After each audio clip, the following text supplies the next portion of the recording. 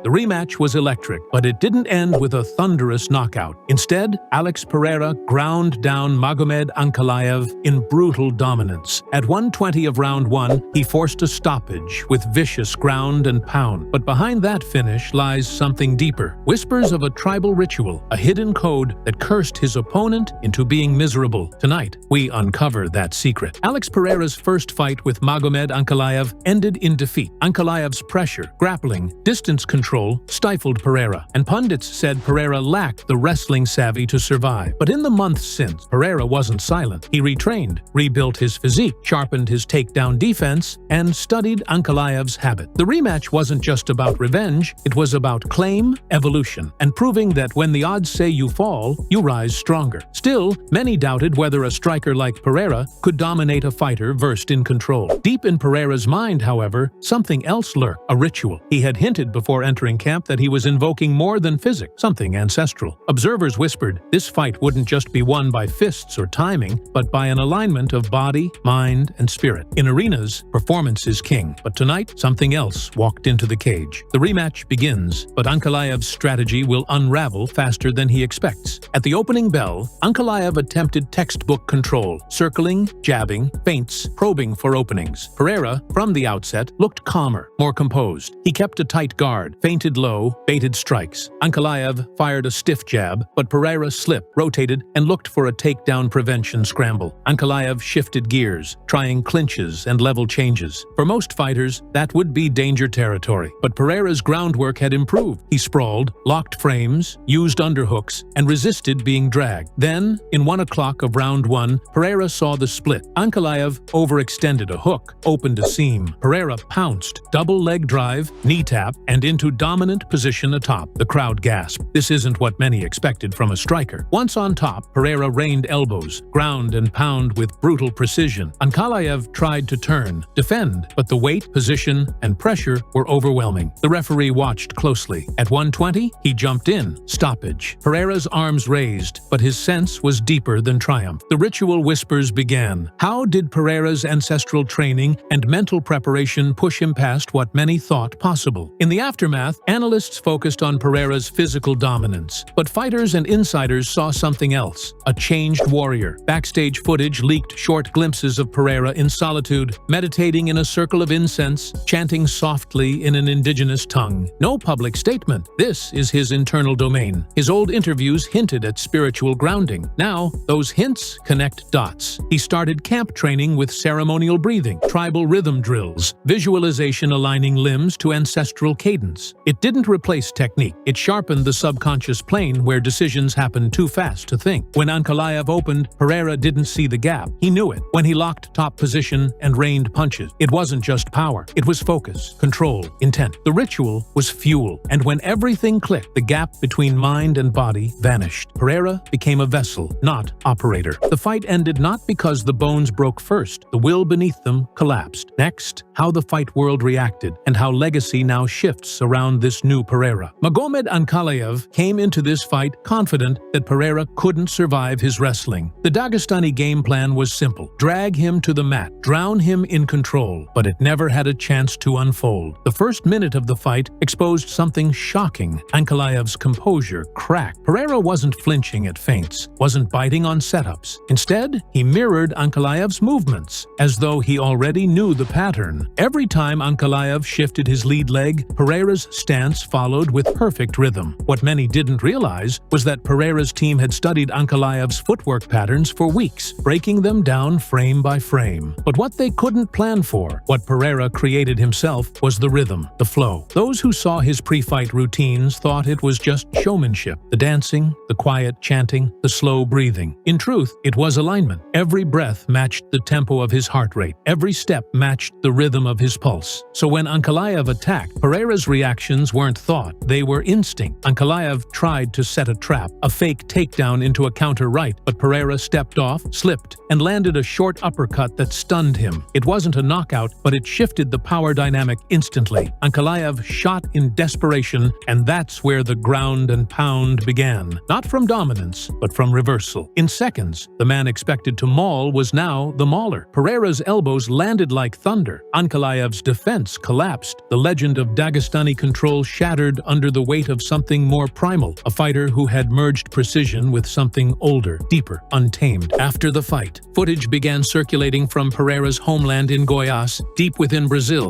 It showed him days before the bout, barefoot in the soil, surrounded by elders from the Zavante tribe. Drums echoed in slow rhythm. Smoke curled around him. Pereira stood silent, face painted in ochre and black. To outsiders, it looked like a ceremony. To those who understood, it was something more, a ritual of focus and transformation. In Zavante tradition, the warrior's awakening ritual prepares the mind for confrontation by purging fear and attachment. Pereira had spoken cryptically about it before. When you fight, you die a little. This ritual teaches you to be okay with that. The ceremony isn't about strength, it's about surrender, accepting mortality so that once inside the cage, hesitation disappears. That's the secret of Pereira's composure. He doesn't fight from fear, he fights from acceptance. That's why the first punch never startles him, why the takedown attempts don't fluster him. When the cage door shuts, his mind is already beyond the outcome. The tribal ritual doesn't summon power, it removes doubt, and doubt, in the octagon, kills faster than any punch. Analysts call it calm aggression. Teixeira calls it controlled madness. But in truth, it's spiritual synchronization, where fighter and fight become one. As the final hammer fist landed and the referee dove in, the silence that followed was eerie. Pereira stood up slowly, quickly emoting, not celebrating, but breathing, steady, serene. Ankalaev sat dazed, staring through the lights. The crowd erupted, but Pereira didn't bask in it. He simply nodded, whispering something to himself in Portuguese that cameras barely caught. Obrigado, ancestrais. Thank you, ancestors. Social media exploded within minutes. Analysts debated the performance. How did a lifelong striker dominate a Dagestani wrestler on the ground? Former champions like Daniel Cormier called it one of the most surprising technical reversals we've seen in years. Others called it destiny. Clips of Pereira's ritual flooded TikTok, looping alongside the final moments of the ground and pound as fans captioned them spirit over science. Back in Brazil, the tribal elders from Goiás were interviewed. One elder smiled and said he didn't use a secret, he remembered who he is. That phrase became a rallying cry. Memes, merchandise, entire YouTube breakdowns centered on the idea that Pereira had merged modern MMA with ancient mindset mastery. Still, not everyone was convinced. Ankalaev's camp dismissed it as superstition, saying he got lucky in a scramble, but even they couldn't hide the shock. The man who was supposed to dominate Pereira on the mat had been dismantled by ground and pound. There was no luck in that. There was control, and something more. We examine what this means for Pereira's career and legacy, and why this fight may have changed the narrative forever. Alex Pereira's story was already extraordinary. A double champ in 2 UFC divisions, a man who transitioned from kickboxing into MMA glory. But this win? This changed everything. He didn't just prove he could hang with wrestlers, he proved he could beat them at their own game. For a fighter once criticized for limited grappling, this performance redefined him entirely. Behind the stoicism, though, lies evolution. Pereira never chases fame. He chases completeness. His teammates speak about his obsession with learning, how he studies fights frame by frame, how he stays behind after training to repeat movements in silence. To him, mastery isn't about trophies. It's about conquering himself. And now, through this ritual and this fight, that self-conquest is visible. He fused the spiritual and the technical, the tribal grounding with the modern science. He didn't abandon his roots to succeed. He embraced them. The victory over Ankalaev wasn't just physical, it was existential, a message to anyone who ever doubted that belief and discipline could coexist. In Dagestan, the loss hit hard. Ankalaev's fans weren't used to defeat. He'd been seen as the next dominant champion, a man molded by the mountains, bred in discipline. Yet here he was, beaten at his own game. His team analyzed the footage endlessly. They pointed to small mistakes, grip placement, foot misalignment. But beneath it all was disbelief. Pereira didn't outmuscle Ankalaev. He outflowed him. This sparked a larger debate in MMA circles. Had the old paradigms shifted? The idea that wrestlers ruled the sport, that strikers couldn't hang on the ground, was it dying? Pereira's win felt like a symbolic shift. He represented the new era of hybrid warriors, neither striker nor grappler, but something in between. Ankalaev vowed to return stronger, hinting at a trilogy. But even he admitted grudgingly his focus was different tonight. That single sentence echoed across interviews, cryptic but telling, because everyone saw it. Pereira's focus wasn't human, it was elemental, like he was fighting through memory, not motion. With this victory, What does Alex Pereira's legacy now look like? And what truth hides behind his final words after the fight? Alex Pereira now stands as one of the sport's most mystifying figures. A man of few words, but when he speaks, his tone carries gravity. In the post-fight interview, he simply said, "I'm thankful for my team, my people, and those who came before me." No bravado, no boasts, just quiet conviction. Fans expected him to call out another opponent. Instead, he closed his eyes, pressed his fists together, and bowed. To many, it was a gesture of humility. But to those who know the Zavante ritual, it symbolized balance, honoring both victory and vulnerability. This wasn't just another fight. It was a spiritual performance disguised as combat. Pereira's win wasn't defined by violence, but by unity, of past and present, of fear and control, of chaos and peace. The tribal rhythm, the breathing, the silence between blows, all led to this moment. He didn't defeat Ankalaev, he transcended him, and in doing so, he might have transcended the sport itself. At 120 of the first round, Alex Pereira didn't just ground and pound Magomed Ankalaev, he grounded the world in silence. What looked like raw power was actually the product of stillness, ritual, and legacy. He proved that greatness isn't just built in gyms or shaped by data. It's born from belief, memory, and the courage to face fear without armor. So when he steps into the octagon next time, remember, the body fight, the mind calculates, but the spirit remembers.